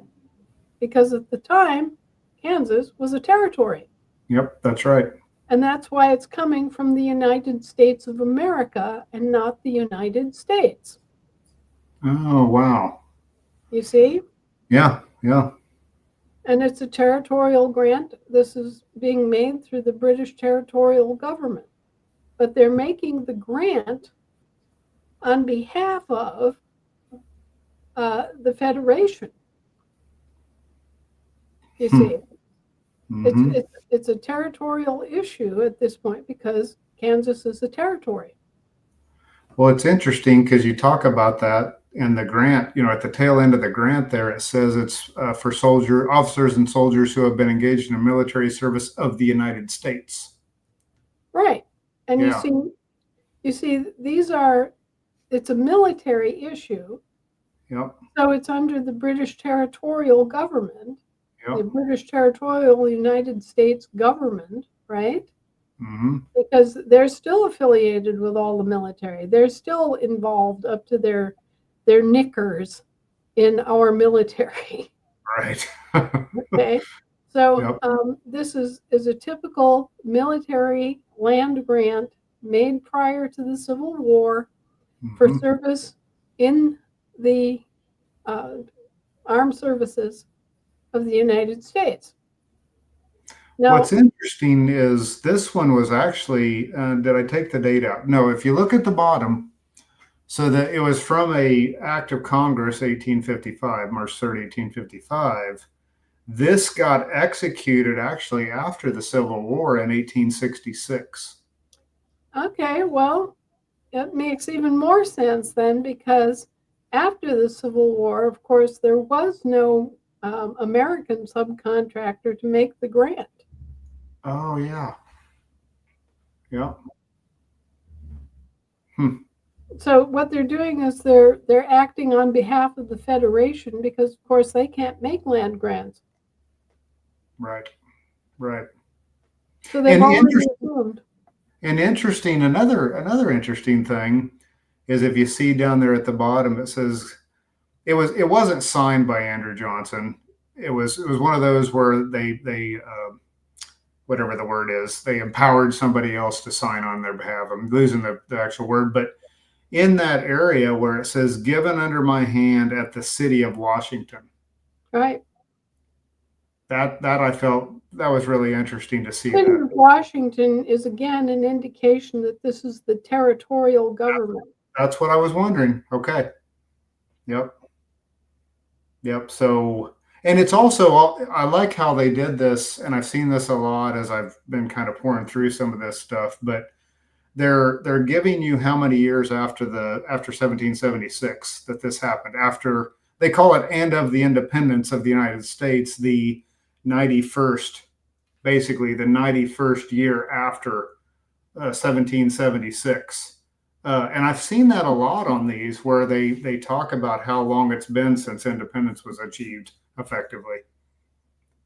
Yeah, well, there are many different calendar systems and there are many different time systems that are involved all over the world. And by doing that, then they give you a starting point that you can rely on. And there's no question about what the date means. Yeah, it normalizes, doesn't it? It doesn't matter what date system you use. Whatever date system you're in, independence was achieved here, and we're this far from it, basically. Right. Yeah. Exactly. So it gives you a more certain timeline. At the time that this was going on, there were all sorts of funky things being done with calendars and with the use of dates. You'll notice that all my international public notices are sent out with a date that's in a specific form. I always send them out like March 25th, 2025, and it's written straight across with no commas. When you start introducing commas, you're stopping the flow, you're stopping the meaning. A comma, when we are using it to create a voice inflection in the flow of a narrative of some kind, a partial stop, right? But when it's in a date, it can mean a full stop. And so if there's a separation between the day and the year, there's a problem. Yeah, right. Disconnected. Right, it's disconnected. And so when you're dealing with land jurisdiction documents, when you write out the date, you want to write it out as something, either the 5th day of June in the year 1978, or you want to write it June 25th, 1978 with no commas. Well, you see here that there is a comma, but it writes out the 1st day of December in the year of our Lord 1866, comma, break. And then it went to the index way of doing it, basically indexing 91 years from independence. Right. So, exactly. Yeah. So they were making that extra effort to, solidify the date and time so that you didn't have any questions arising later. Right. Yeah, that's really neat. So as you said, in this case, this gentleman and his heirs have this grant, and it's assigned to them forever. It says right there at the, near the bottom. Right. Now, that land, as it's transitioned through the years. So this would have been, this gentleman actually, as near as I can tell, probably passed away. And the first thing that picks up in my abstract would be an heir, because it's the same last name. Now, I don't know if it was a son or a grandson or whatever, but most likely a grandson, if I piece the years together. And then from there, I have the abstract had everything for me, basically. And in that case, that his heir, it was already granted to him because of this document.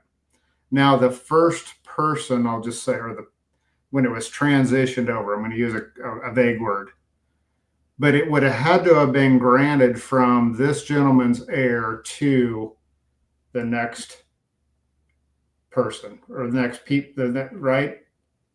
And then, and for a for a conveyance, it was conveyed or granted to the next one, and then the next one, and then somewhere, it really isn't that long of a chain, as you can imagine.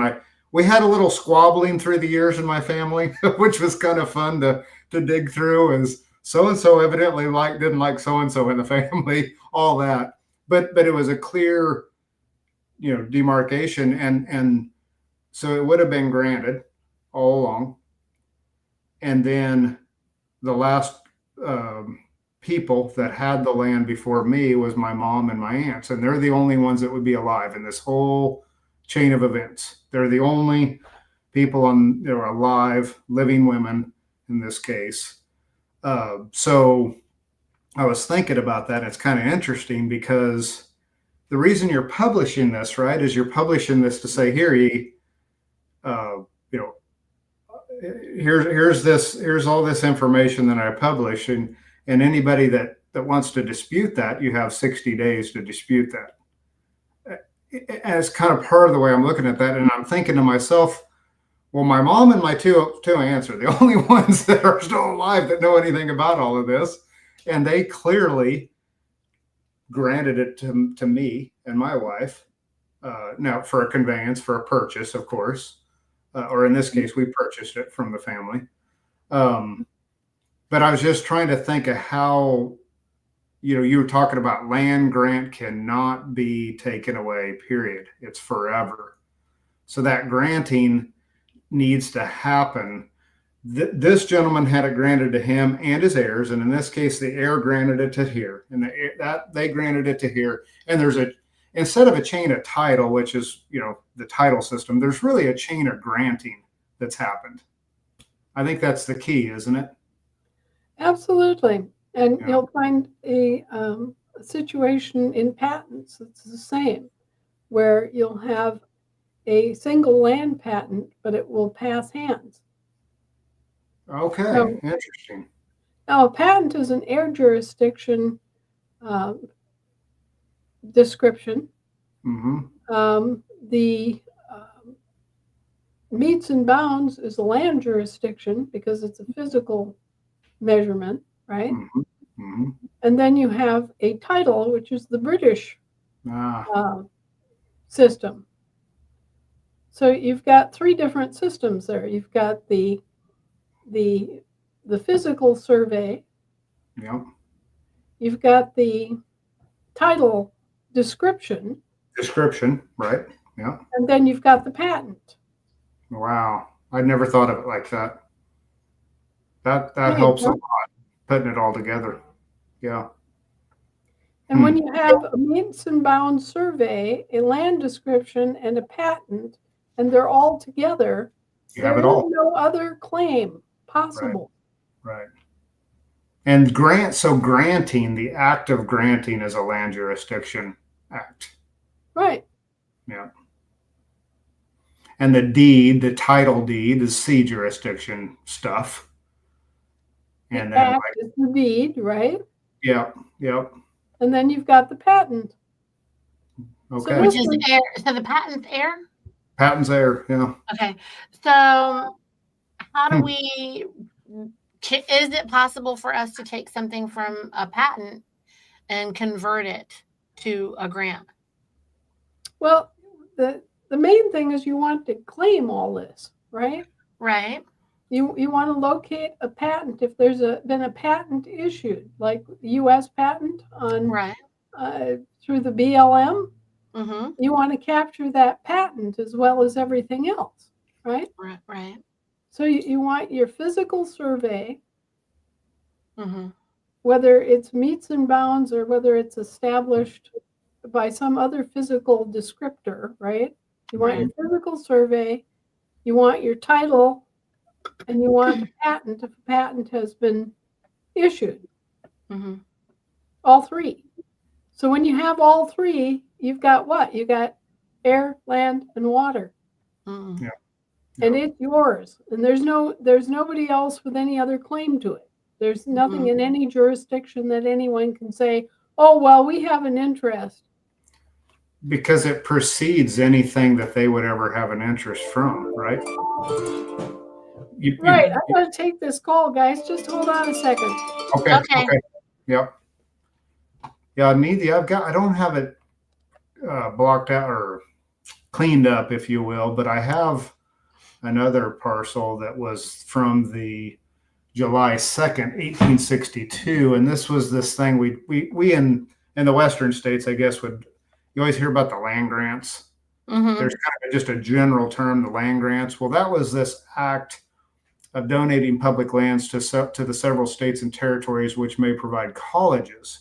This was the college land for the benefit of agriculture and mechanical arts. But I need to clean one of these up because that was, first of all, in July 2nd of 1862. So after the mercenary conflict, or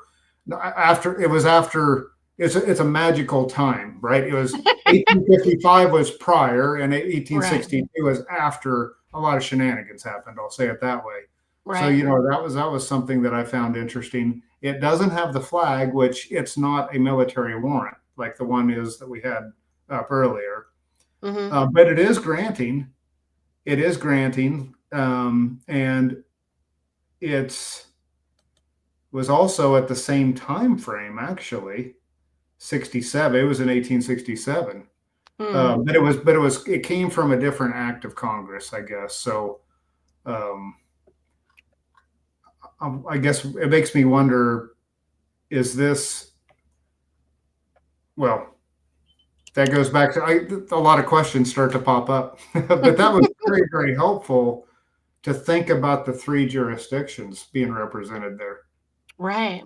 The granting, the land, Mm-hmm. the patent in the air, and then of course the title system. I knew that was in the sea. Mm-hmm. So I was just telling Niti, I have another one, but I don't have all the details taken out, so we can't really show it, or I'd rather not show it right now until I get all my process done. But Right. this was an act of Congress approved July 2nd, 1862, and this was that classic college Land grant. the classic college land grant, which is really interesting because in this case. And most of what happened in Kansas was quarter section or 160 acres. So in this case, 1/4 section of land in the favor of the state of, and in this case, it was in favor of the state of Maine, granting land in Kansas. See, that's impossible in physical terms. That you know right there that it's not the land jurisdiction government acting. There you go. It's the sea jurisdiction government acting. There you go. And the interesting part is they had no authority to do any of this. So then I call, and there's no seal, there's no flag, there's no nothing on this thing. There's some symbol that I can't make out. One territorial corporation claimed to own the land, right? Yeah. In this case, the state of Maine. And then they conveyed that to the state of Kansas or state of Minnesota or wherever they were going to make this grant. Right. But it's not really a grant. Right. They can't do land grants. The territorial government flat out does not have the authority to do land grants, right? The sea does not have the right to dictate the land. Okay, they don't have that right. They can call it a land grant because from their standpoint, they're giving it away. Right. But this is an instance of where the Brits came in, established a territorial protectorate, and started disposing of other people's land that they actually had no authority or right to assume anything about. Just like they created Israel by leasing it to Jacob Rothschild. It wasn't their land to lease, but they leased it and they collected on it. Right. Okay, and so they did the same thing here. They came in, they established a territorial protectorate, and then they started doing all these land grants based on the presumption that that they had a territorial protectorate and that they were therefore enabled to do these sorts of things as the trustee. Uh-huh. But all that is going the way of the dodo, and they're being exposed for it all over the world. So now how do you reconcile? So on this particular parcel, there is a breaking chain of title. Yeah. Okay. Okay, and this is a problem. Yeah. I think that what is going to be required is a healing process, if you will, in which we just arbitrarily say, well, this is what the rats did. It's not possible to undo it without causing more harm. So we are just going to amend the chain of title. That makes sense. Yeah. And this is going to be sealed over. Yep. Otherwise, you would have a tremendous mess. Right. We can't have that. No. And we can't do harm in the present because of harm that was done in the past. Exactly. Okay. Yeah. Okay. Well, this has been a big question in my mind. The military warrant, which was really made a lot more intuitive sense to me. But when I read this college thing, first of all, it was in 1862. So my spidey senses went up right there, if you will. Rump Congress. And then it's like you read it and it's like this, just something's wrong. Something's off with this. So, okay. Well, that's good. There's going to be a lot of that land in the western states like that, I think. Well, they continued to use the land in the western states as if it was theirs. Did they? Yeah. Yeah. Now, how does the claim that you made, in the case of Kansas, there's a UCC on the books, on the state of Kansas, whenever that was, 2016, 2015 timeframe, if I remember correctly. Does that tie into this at all on how you would, the reconciliation process? Or is that a different processes going on here? What we did is we claimed the municipal corporation, and we claimed the British Territorial Corporation both. Okay. And that then lands it back to the American jurisdiction, the land jurisdiction, the original land jurisdiction. This is a process of rolling up those trusts that were created. Yep. So just as it works with your individual estate, where they created all these persons and were operating all these persons for their benefit, now we're collapsing those trusts, and the same thing happened with the land. You start out and you claim back the municipal interest, and then you claim back the British territorial interest, and what you're left with is the state trust, which is the American infant descendant estate. And then you stand up and you go, I'm here. Right. I'm home. We've been found. We're no longer lost at sea. Yeah. Right. And that then collapses all the way back, does away with the infant descendant trust, and it leaves us in control of our own country and our own property and everything again, without the tender, loving mercies of the Bar Association. So in this case, it would be, well, I was just thinking about it as you were describing that. So this is in a particular county, on Kansas, that whole thing about the overall quilt and then the individual pieces of the quilt that you've talked about. So, but it seems like you would want to have a state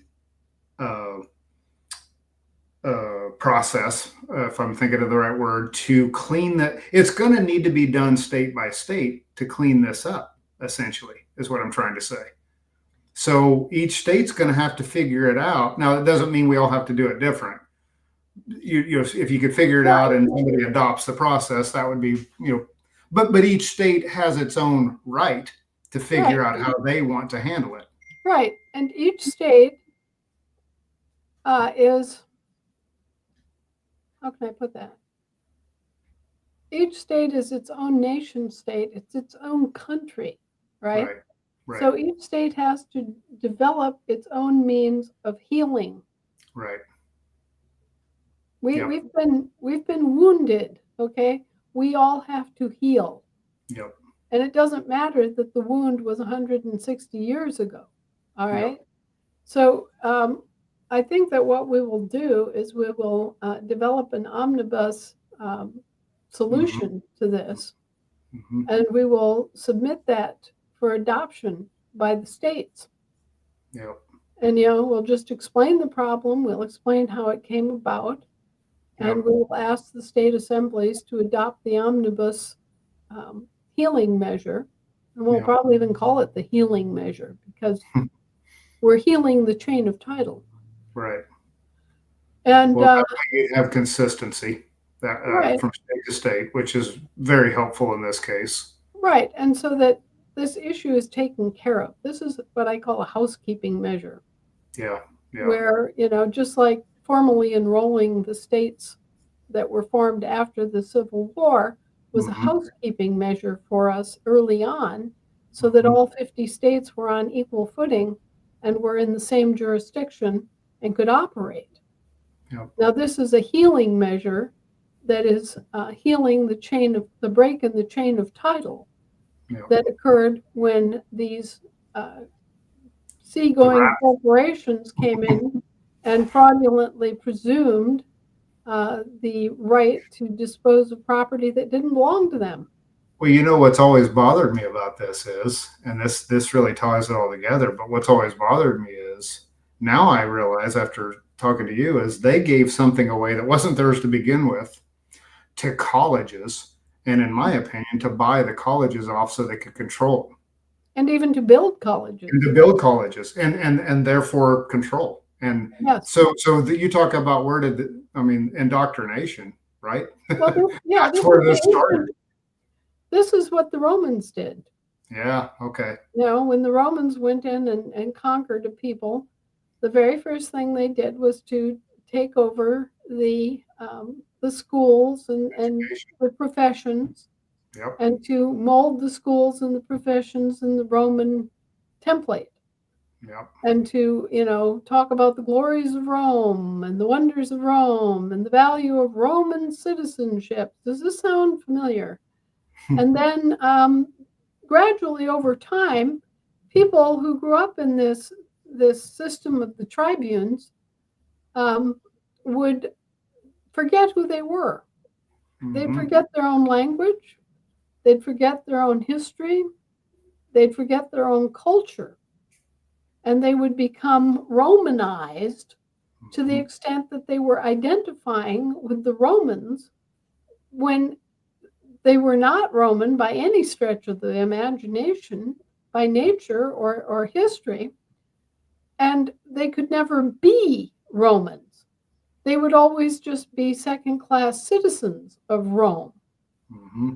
So even the best position that they could have was a position of indentured servitude. Mm-hmm. And we see this same evil old system being applied by the municipal government to the current day. Now, in this country, we have 248 native nations that are known, that are recognized, and there may be more that were just never, separately cataloged. Right. Okay, so we know that we have at least 248 different native nations that were separated by their dress, by their religious beliefs, and by their language to a significant extent. So we have all of these native nations here living with us cheek and jowl, right? And what do we call them? What do people say when they're talking about these native nations? They call them tribes. Oh, tribes, yeah. And where does that word come from? It comes from the tribune system of Rome. Wow. Where all these people were overrun by Rome, and then they became vassals of Rome, and they were referred to in a very denigrating fashion by the Romans, by the way, as tribes. Wow.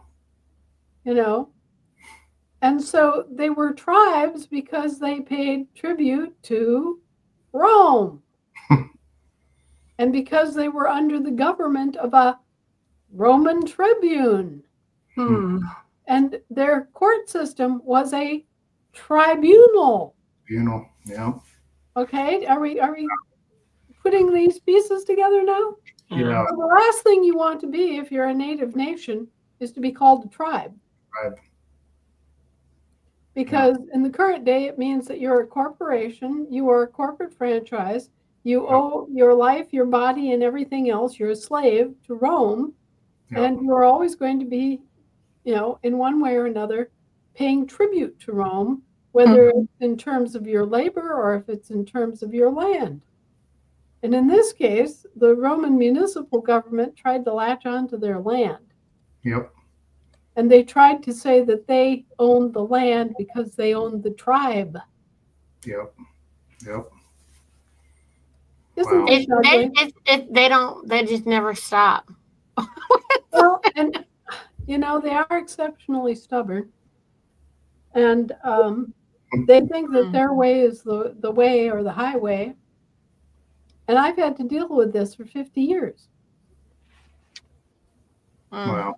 For me. Well, one thing I was going to tell you, Anna, on this land grant, college land grant situation, I would definitely offer up. You know, I would like to volunteer if there's help at the federation level to work on that.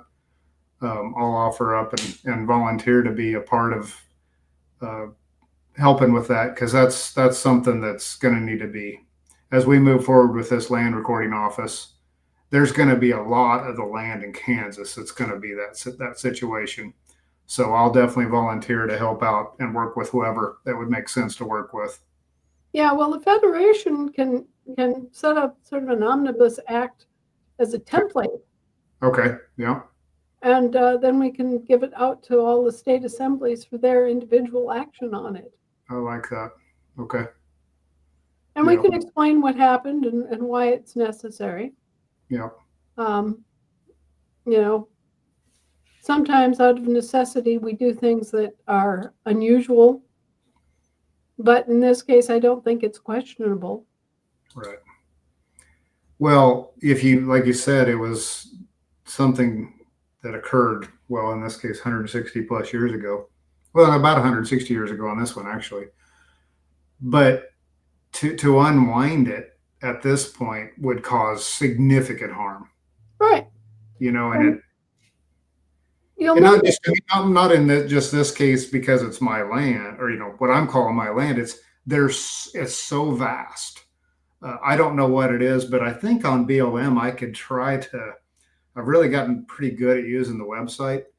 I could probably try to get an idea of how often or how much land was wrapped up into this type of situation in Kansas, anyway, pretty easily. But my hunch would be it's well over 50% of the land in Kansas. That'd be my hunch. Well, and that's because Kansas was kind of a latecomer in terms of becoming a state. Yep. Now, you'll notice that when we passed our Enrollment Act, where we enrolled all of the states by roll call vote, we took that back to the date that the state entered territorial statehood. Yep. I think Kansas is 1855, if I remember correctly. So we took it all the way back. Yep. To the date that territorial statehood began, and we're allowed to do that under the Northwest Ordinance. Yep. So there's an interesting question for you. So I don't remember exactly the numbers, but Kansas as a territory had 33 counties, and the county I live in was actually one of them. But as a corporation, state of Kansas, in January 29th, 1861, I think there's 103. I'm trying to figure out, our assembly, our coordinators and other folks, we've talked about this. That's another issue we as a state need to reconcile, is we have de jure counties, territorial counties that were established and documented, and then we have de facto counties. That's not an easy thing, because just kind of like this land situation, you've gone along and life's been going for 160 years, 164 years since then. And, you know, so that's kind of another interesting situation that I wasn't sure how it would be best to handle. Well, you have to think of it as like a chain of dominoes.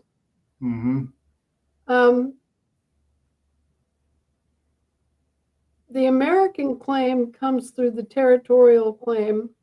The municipal claim comes through the territorial claim.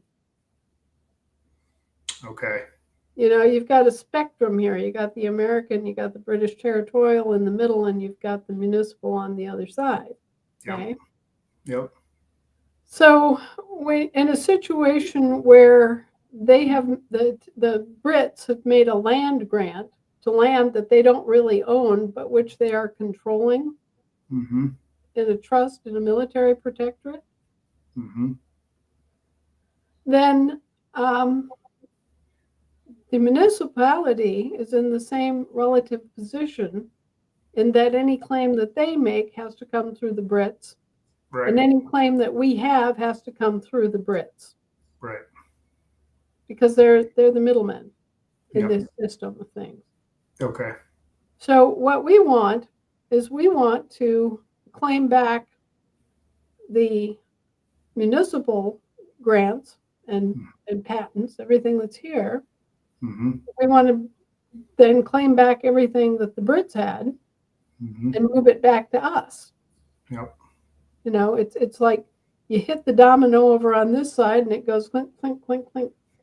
Lands on the land, right? Right. Yeah.